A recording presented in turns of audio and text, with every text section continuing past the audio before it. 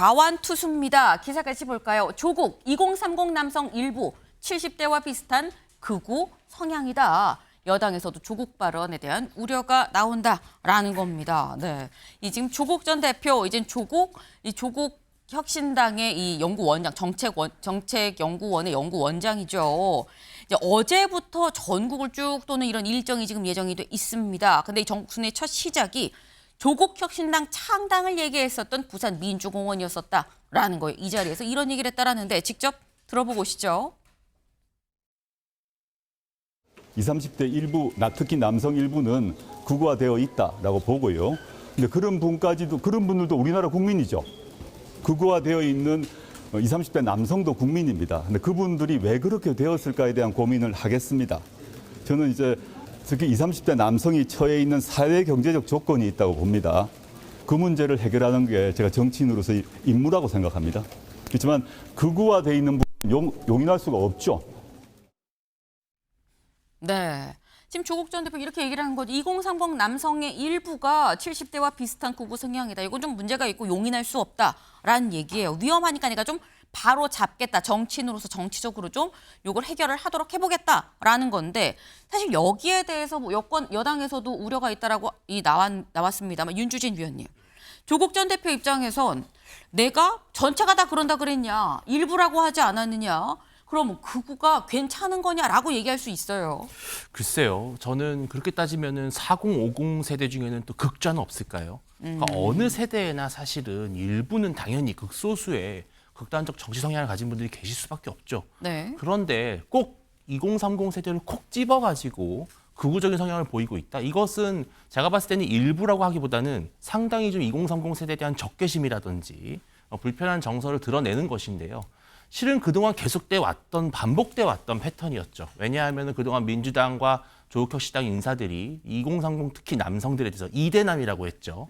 심지어 이재명 대통령조차도 과거에 후보 시절에 이찍 이렇게 표현을 했다가 크게 한번 난리가 났던 적이 있었죠. 그런 것처럼 2030 세대가 극우가 아닙니다. 왜냐하면은 이 세대는요 일단 윤 대통령의 비상겸에 대해서는 상당히 비판적이에요. 대부분. 그러니까 일단은 극우라고 볼 수가 없고 다만 그동안 민주당식 방식의 어떤 정치 예를 들어서 지원금을 나눠주는 식의 포퓰리즘이라든지 또 북한과 상당히 좀 유화적으로 하려는 대북 정책 이러한 것들에 대해서 비판적일 뿐이지 2030 세대를 극우다 이렇게 말한다는 것은 상당히 이분법적인 표현이고요.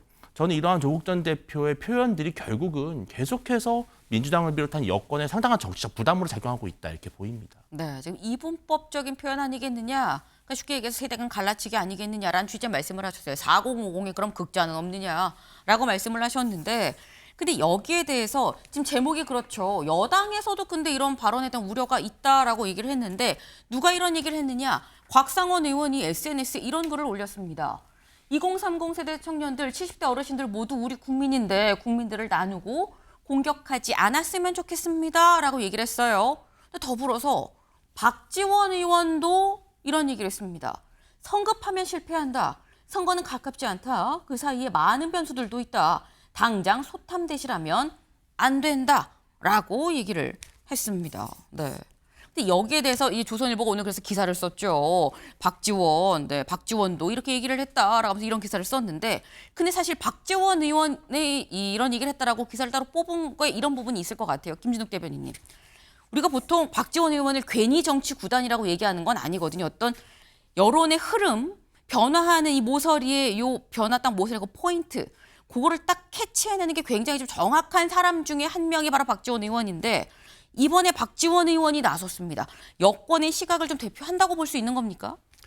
일정 부분 뭐 그런 모습이 있다라고 보여질 수 있습니다. 특히 박지원 의원께서는 조국 전 대표의 사면에 대해서도 굉장히 적극적으로 지지하셨던 분이시죠. 그런데 조국 전 대표가 사면되고 난 이후에 보여지고 있는 모습들, 특히 조국 전 대표가 이제 강성 지지층들을 겨냥한 듯한 그런 발언들, 이런 부분들에 대해서 상당히 우려감이 있는 것도 사실이다. 특히 조국 전 대표가 이제 사면되고 정치권에 복귀한 지 일주일 정도 됐는데 그 사이에 굉장히 많은 일들이 벌어지고 있었고 또 그런 부분들에 대한 평가가 결국은 좀 부정적인 평가가 좀 많다 보니까 이것이 지금 사면을 결단한 이재명 대통령에게도 부담이 되고 지금 정치권 특히 조국 전 대표가 앞으로 지향하겠다고 하는 과정들 또 그 호남에서의 경쟁 관계라든지 민주당과의 어떤 경쟁 관계 이런 여러 가지 부분들이 지금 조국 전 대표가 궁극적으로는 가야 할 길인지는 모르겠지만 지금 너무 보여지고 있는 모습은 빠르고 또 그런 부분들이 상당히 여권 전체에게 큰 부담으로 작동되고 있다. 아마 이런 부분들을 지적하시고 있는 것 같습니다. 네. 그러니까 지금 이런 표현을 쓰셨어요.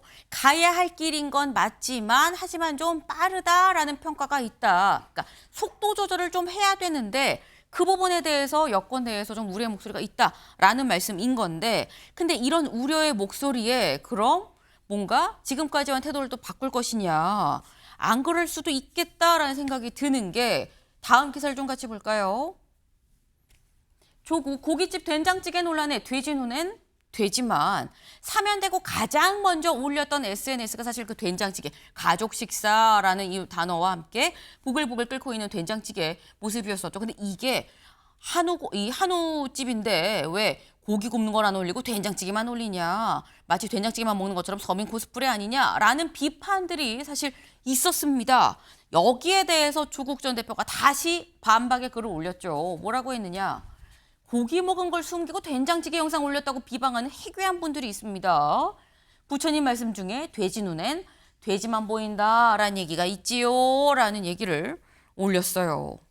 근데 이게 사실 어떻게 보면 사면 후에 본인한테 쏟아졌던 이런저런 뭐 얘기들, 비판적인 이런 얘기들에 대해서 첫 번째 반박이 아닐까 싶은데 이런 걸 보면 윤주진 위원님, 예전에 조국 다시 돌아왔다라는 얘기도 있고요. 그러니까 밀리지 않겠다라는 어떤 본인의 그런 컴플렉스가 상당히 큰 것 같아요. 그러니까 자신이 이미 사법 리스크가 확정된 사법 리스크죠. 그러니까 대법원 확정 판결을 통해서 이미 구속 감옥까지 갔다 왔던 본인 입장에서는 어떤 도덕적인 본인의 컴플렉스가 분명히 있을 거예요. 그렇기 때문에 언론에서 자신에 대해서 쏟아지고 있는 이런 비판들에 대해서 좀 여유 있게 받아치지 못하고 조금 조급한 것 같다. 정말 아까 박지원 의원 말씀처럼 본인이 대권을 가야 되는 것이고 그 과정에서 조금이라도 자신이 좀 책 잡히면 안 된다. 약간 이런 게 있는 것 같아요. 그래서 계속 좀 불필요한 논란을 만드는 거죠. 그리고 사실은 이 말씀은 되게 위험한 게 돼지 눈에만 돼지만 보인다? 그러면요. 정말로 저 게시물을 보고 불편함을 느꼈던 정치인들뿐만이 아니라 사실은 국민들이 불편함을 느꼈던 거거든요. 아니 왜 최고급 한우집에 갔는데 정작 메인 메뉴는 안 올리고 그 메뉴를 먹고 나오는 나중에 후식으로 나오는 식사를 올리느냐. 이건 좀 이상하다. 누가 봐도 좀 이상하다, 어색하다라고 하는 감정을 돼지라고 표현을 한 거예요. 이거는 조국 전 대표가 지금 정치적으로 뭔가 본인도 지금 약간 어딘가가 찝찝한 거예요. 그러니까 계속 이렇게 조급한 어떤 태도를 보이는 것 같습니다. 네. 지금 약간 본인 밀리지 않겠다라는 생각을 한켠에 갖고 있는 거 아니겠느냐라는 말씀을 하셨어요. 그러면서 이런 부분이 약간 도덕적인 부분에서 자기가 자기 스스로도 찝찝한 게 있으니까 얘기를 한 거 아니겠느냐라는 건데 근데 사실 이런 걸 보면 이런저런 뭐 비판이나 우려의 목소리가 있어도 밀리지 않겠다. 나는 내가 가던 길 뚜벅뚜벅 걸어가겠다라는 생각이라고 한다면 한편으로 이런 게 김진욱 대변인님 여당 입장에서는 그러니까 민주당 입장에서는 이재명 대통령 입장에서는 조국 전 대표가 사면 이후에는 어떻게 보면 이런 표현이 맞을지 모르겠습니다만 아웃 오브 컨트롤될 수 없는 영역으로 이미 넘어가 버렸다라고 생각을 할 수도 있거든요. 조국 전 대표를 사면하면서 대통령께서 통제 가능한 그런 생각을 갖고 계시지는 않았을 겁니다.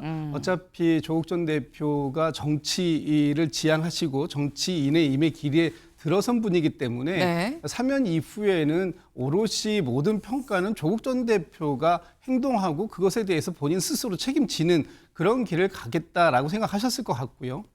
지금 좀 전에 나왔던 그 된장 그 찌개인가요? 뭐 하여튼 그 부분에 대해서도 저는 뭐 일부 조국 전 대표의 마음도 이해가 됩니다. 왜냐하면은 가족 식사를 했다라는 것을 올린 것을 가지고 본인을 위선으로 공격하는 것, 이것에 대해서는 아마 받아들이긴 분명히 어려운 부분이 있었을 거예요.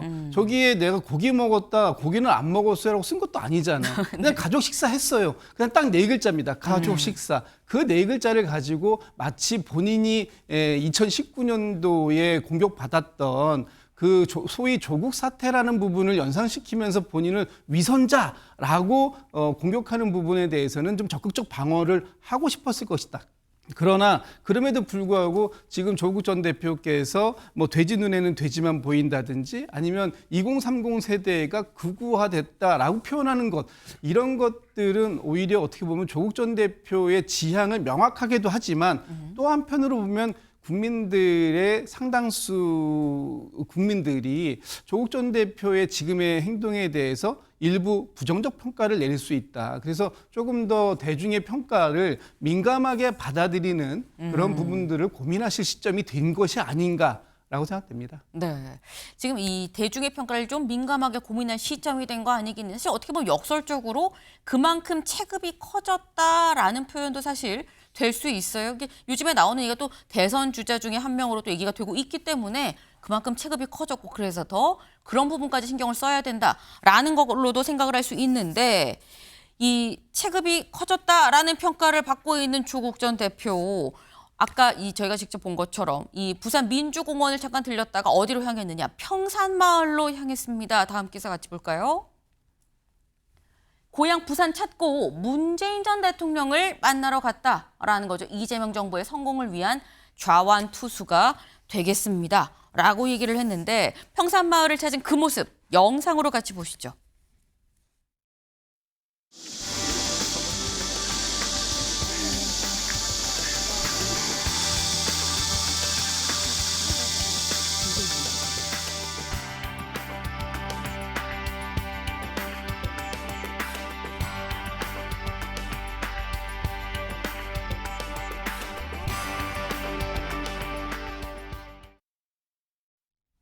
네, 상당히 좀 이 분위기 상당히 좋았었던 게, 화기애애했었던 게 사진으로도 다 지금 드러나는 그런 부분들인 거죠. 마지막에는 케이크도 등장을 합니다. 왜?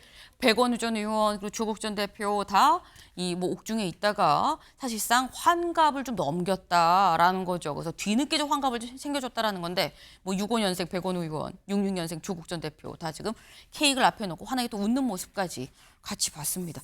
근데 또 이런 걸 보면 김진욱 대변인님, 문재인 전 대통령 상당히 또 생일 같은 이런 부분들 꼼꼼하게 좀 챙기는 것 같다라는 생각이 드는 게, 이제 탁현민 전 비서관이 평산마을에 갔을 때 생일 지났는데 생일 지났잖아. 그리고 또 케이크 축하해준 모습이 공개가 됐었거든요.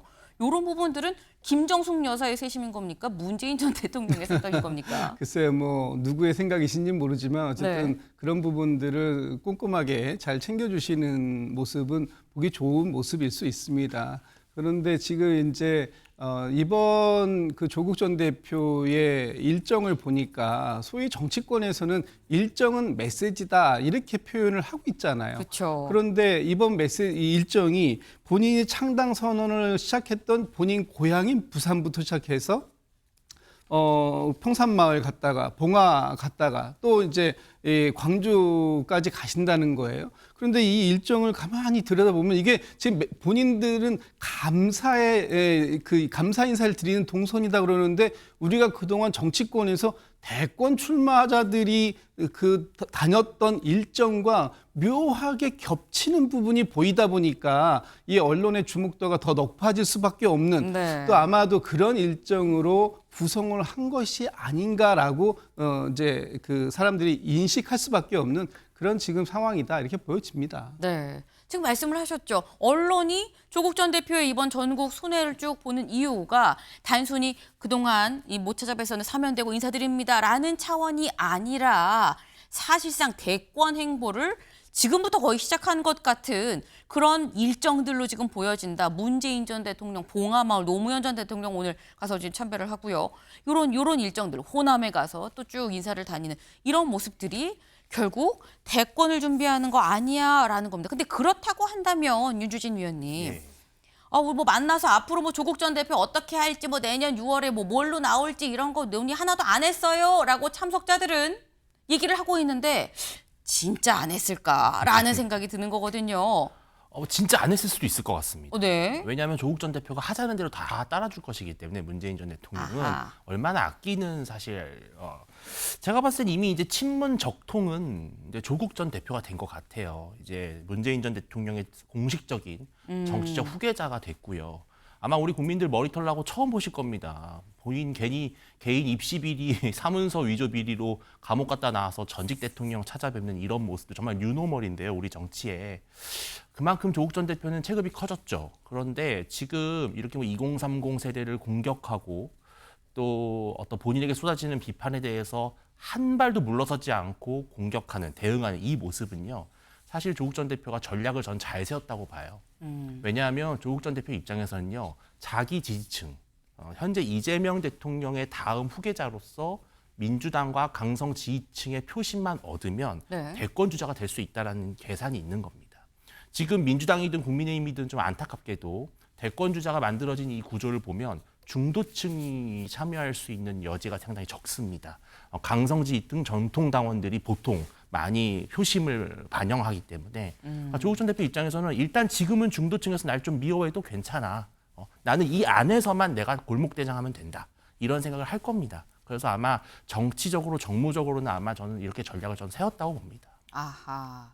지금 말씀은 조국 전 대표가 몰라서 강하게 나가는 것이겠느냐. 알고 나가는 거다. 왜? 지금까지 요즘 트렌드를 봤을 땐 이 오른쪽이든 왼쪽이든 상당히 양쪽, 중도가 없는 양쪽에서 지지하는 사람들이 대권을 가더라. 그러니 나도 지금은 골목대장일 수 있지만 나중에 동네 넘어서 시, 도로 나갈 수도 있는 거 아니야라는 생각을 할 수 있다라는 말씀을 지금 하셨어요. 네. 근데 상당히 아까 친문 정통이 주자가 된 거 아니겠느냐라는 말씀을 하셨는데 어제 예정에 없던 영화도 같이 보러 갔다라는 겁니다. 어떤 영화를 봤는지 화면으로 확인해 보실까요?